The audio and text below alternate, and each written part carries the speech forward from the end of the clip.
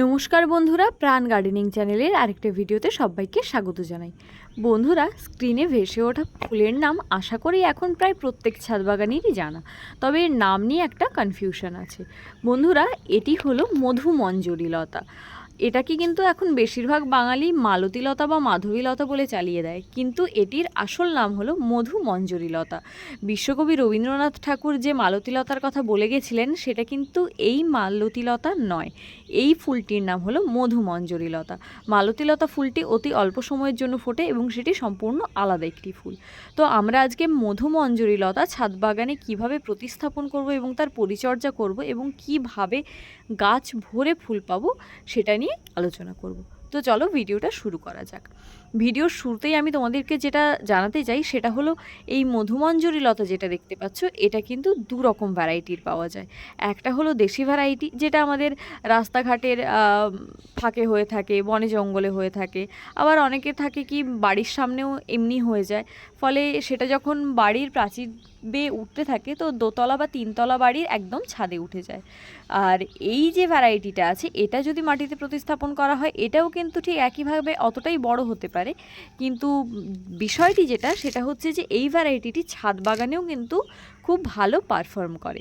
আর যে ফারাকটি আছে সেটা হলো, দেশি মধুমঞ্জরীলতা এটি যদি কারো বাড়িতে থাকে, গ্রীষ্মকালে বিকেল বেলার দিকটায় তোমরা ওই গাছের কাছাকাছি যদি দাঁড়িয়ে থাকো, অদ্ভুত মিষ্টি একটা স্মেল পাবে এবং স্মেলটা এত সুন্দর যা ভাষায় বর্ণনা করা যায় না।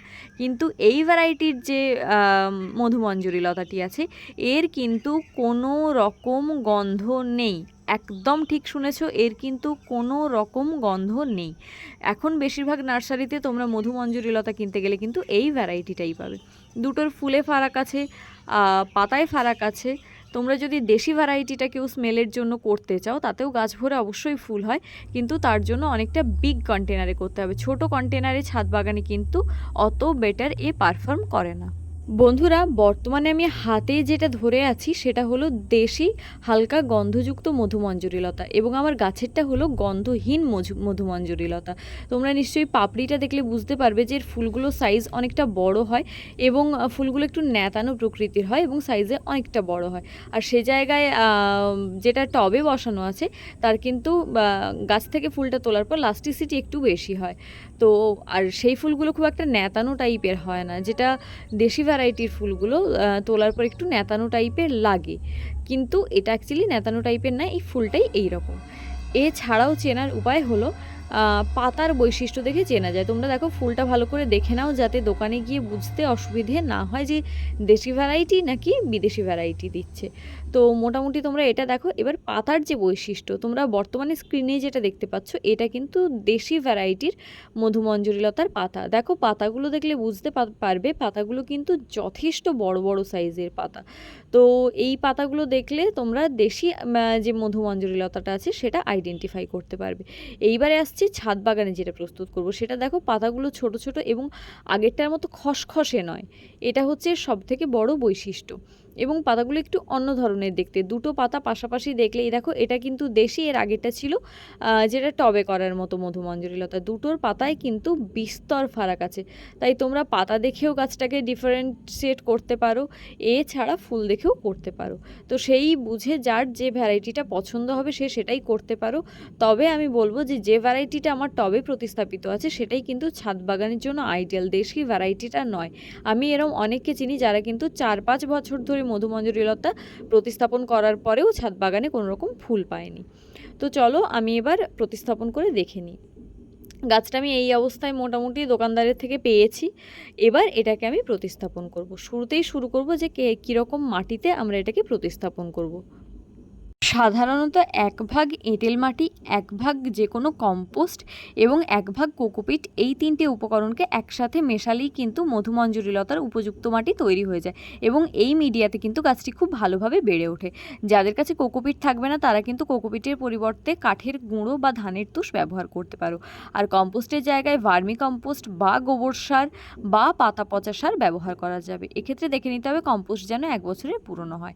আমি করেছিলাম কি না, এই 3 তিনটে উপকরণ একসাথে মেশানোর পর আমি যে মিশ্র জৈব খাবারটা তৈরি করি সেটা 1 মুঠো পরিমাণে মিশিয়ে নিয়েছিলাম 12 ইঞ্চি টবের জন্য। তো সেটা কিভাবে মেশাবো না, যাদের কাছে 1 মুঠো পরিমাণ মিশ্র সার থাকবে না তারা কি করবে, সর্ষের গুঁড়ো খোল আমাদের খাওয়ার চামচের 1 চামচ দেবে, হাড় গুঁড়ো 2 থেকে 3 চামচ দেবে, শিংকুচি 2 চামচ দেবে এবং তারপর নিমখোল 1 চামচ মতো দেবে এবং সেইটাকে আমাদের গোটা মাটির উপাদানটার সাথে মিশিয়ে নেবে। এটা কিন্তু সবটাই 12 ইঞ্চি টবের জন্য। টব যদি ছোট বা বড় হয় সেক্ষেত্রে পরিমাণটা কমিয়ে বা বাড়িয়ে নিতে হবে। এবার আসছি মধুমঞ্জরি লতা প্রতিস্থাপন করব কত ইঞ্চি টবে। বন্ধুরা এর শিকড় খুব তাড়াতাড়ি বেড়ে যায়, তাই একে কিন্তু 12 ইঞ্চির কম সাইজের টবে প্রতিস্থাপন করো না। আর প্রতিস্থাপনের সময় হবে অবশ্যই বিকেলবেলা, তাহলে সারা রাত্রি গাছটা রেস্ট পাবে এবং ভালোভাবে বেড়ে ওঠার চান্স পাবে।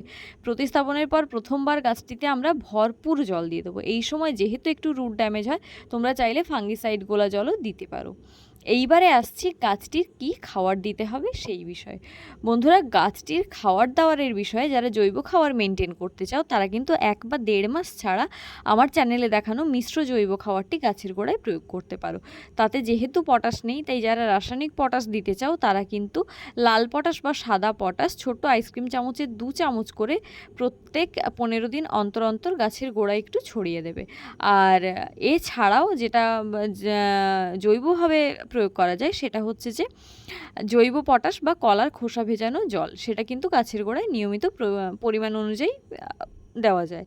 তো এই গেল গাছের খাবারের সিস্টেমটা। এবার যারা এতটা বাজেট ক্যারি করতে পারবে না তাদের জন্য কি হবে না, তারা 1 চামচ সর্ষের গুঁড়ো খোল নেবে, হাফ চামচের একটু কম অর্থাৎ খাওয়ার চামচের হাফ চামচেরও একটু কম পরিমাণ তোমরা ফসফেট নেবে এবং হাফ চামচের একটু বেশি পরিমাণ পটাশ নেবে। সেটা হতে পারে সাদা পটাশ বা হতে পারে লাল পটাশ। তিনটে একসঙ্গে তোমরা মেশাবে এবং শুরুর সময় প্রথম 2 থেকে 3 মাস এর সাথে 4 থেকে 6 দানা ডিএপি মেশাবে। এই মিশ্রণটাকে টবের একদম গোড়া বরাবর মাটিটা খুশে 15 দিন ছাড়া ছাড়া 1 থেকে 1.5 চামচ করে অর্থাৎ খাওয়ার চামচের 1 থেকে 1.5 চামচ করে দেবে। তাহলেই দেখবে গাছটা খুব সুন্দরভাবে বেড়ে উঠছে।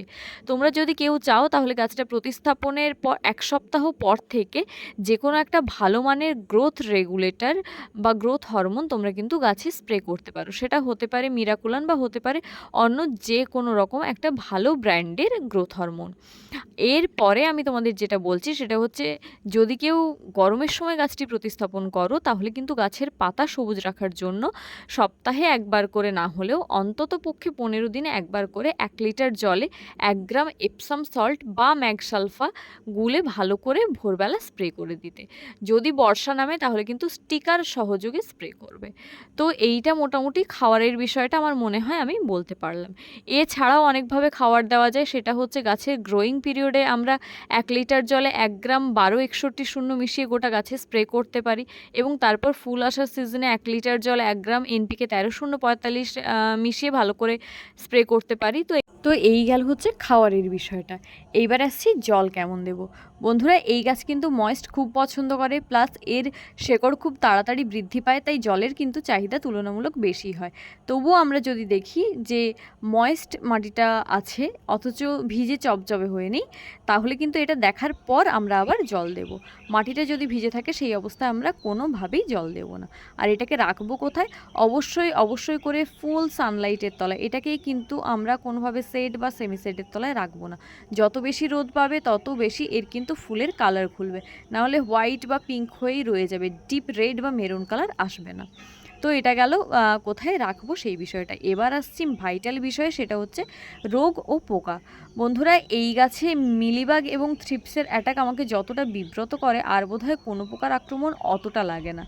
তো মিলিবাগ দমন করার জন্য আমি 1 লিটার কুসুম গরম জলে মোটামুটি একটা শ্যাম্পুর পাতা দিয়ে ভালো করে ঝাঁকিয়ে রোদের বেলায় স্প্রে করে দিই এবং এই স্প্রেটা 3 দিন ছাড়া একবার, আবার 3 দিন ছাড়া একবার, এইভাবে মোটামুটি 3 থেকে 4 বার করার পর দেখি যে মিলিবাগ নেই। এছাড়া থ্রিপসের যে অ্যাটাকটা হয় তার জন্য আমি ইমিডাক্লোরোপিড গ্রুপের যে কীটনাশক আছে সেটা 1 লিটার জলে 1 থেকে 1.5 গ্রাম, বা উপদ্রব যদি পোকামাকড়ের বেশি হয় সেক্ষেত্রে 2 গ্রাম, গ্রাম না, ml দিয়ে বা 30 ফোঁটা থেকে 60 ফোঁটা মতো দিয়ে ভালো করে ঝাঁকিয়ে বিকেলবেলা স্প্রে করে দিই। এটা কিন্তু 15 দিন ছাড়া করলেই হবে। এছাড়া এক রকমের নালি পোকা দেখা যায় যে যারা এর কিন্তু পাতাটা কেটে কেটে খেয়ে নেয়, তো সেক্ষেত্রে প্রফেক্ট সুপার বা হামলা এই জাতীয় কোনো ওষুধ ব্যবহার করতে পারো। যারা সম্পূর্ণ অর্গানিক পদ্ধতিতে করতে চাইছো তারা কিন্তু নিম তেল স্প্রে করবে 1 লিটার জলে 2 গ্রাম মতো বেশি। এছাড়াও যেটা করা যায় সেটা হচ্ছে যে সুপার সোনাটা, কাকা, রোগর বা রোগর প্লাস বা টাফগর ইত্যাদি যে কোনো রকম কীটনাশক 15 দিন ছাড়া ছাড়া 1 লিটার জলে 2 ml মতো করে মিশিয়ে ভালো করে ঝাঁকিয়ে বিকেলবেলার দিকে স্প্রে করে দিলে গাছটা কিন্তু সম্পূর্ণভাবে রোগমুক্ত থাকে। তো বন্ধুরা, আমি মোটামুটি এইভাবেই টোটাল কেয়ার করেছি আমার মধুমঞ্জরি লতাতে। তোমরাও কিন্তু এইভাবে কেয়ার করতে থাকো, আর মোটামুটিভাবে দেখবে যে এইভাবে কেয়ার করার ফলেই কিন্তু গাছগুলো মোটামুটি ভরে ফুল দিতে স্টার্ট করেছে। তো বন্ধুরা, কোথাও যদি কোনো কোয়ারিজ থাকে আমাকে অবশ্যই কমেন্ট করে জানিও। তোমরা যদি ভিডিওটা ভালো লাগে প্লিজ লাইক করো, তোমার বাগানি বন্ধুদের সাথে শেয়ার করো, আর চ্যানেলটা সাবস্ক্রাইব করে প্লিজ প্রাণ গার্ডেনিংয়ের সাথে থেকো। ও হ্যাঁ, চ্যানেলটা সাবস্ক্রাইব করে তোমরা কিন্তু বেল আইকন ক্লিক করে অল নোটিফিকেশানটা অবশ্যই অন করে দিও। খুব শিগগিরই তোমাদের সামনে আসছি অন্য একটা ভিডিও নিয়ে। নমস্কার।